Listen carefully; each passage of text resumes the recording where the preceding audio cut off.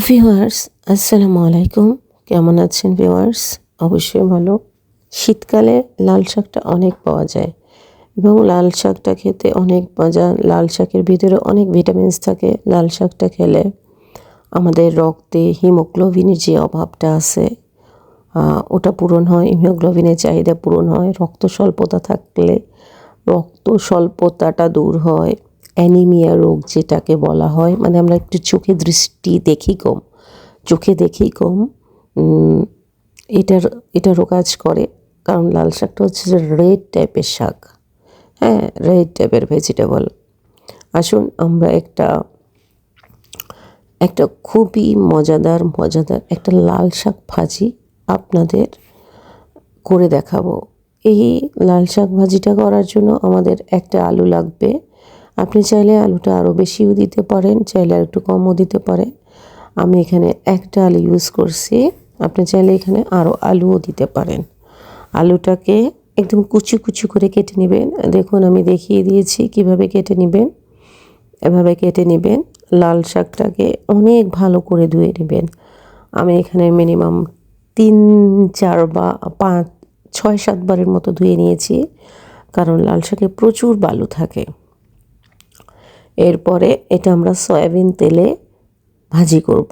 প্রচুর রসুন দিবেন। আমি এখানে প্রায় মিনিমাম 2 টেবিল স্পুন রসুন দিছি, পেঁয়াজ দিছি, তারপরে কাঁচামরিচ দিছি, দিয়ে এগুলিকে ভালো করে ভেজে নিব। একটু মিনিমাম 5 মিনিটস ভেজে নিব। ভেজে নেবার পর আমি এখানে প্রনটাও ইউজ করছি, মানে চিংড়ি মাছও ইউজ করছি। আপনারা চাইলে এটা ইউজ করতে পারেন, নয়তো বা না।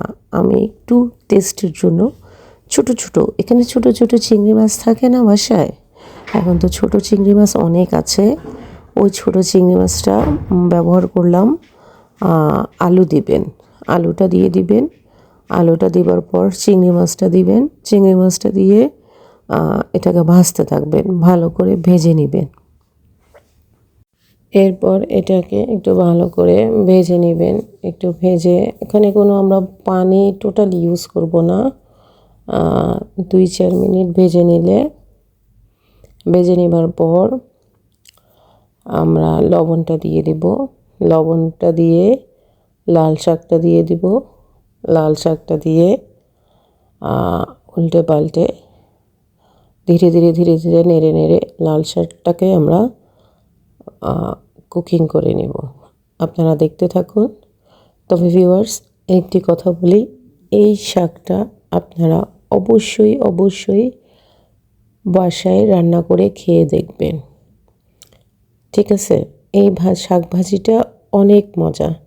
আপনারা অবশ্যই শাক ভাজিটা রান্না করে ভাজি করে দেখবেন এবং আমাকে কমেন্টসে জানাবেন শাক ভাজিটা খেতে কেমন হলো। ঠিক আছে ভিউয়ার্স, দেখতে থাকুন। একটি লাইক সাবস্ক্রাইব দিতে ভুলবেন না।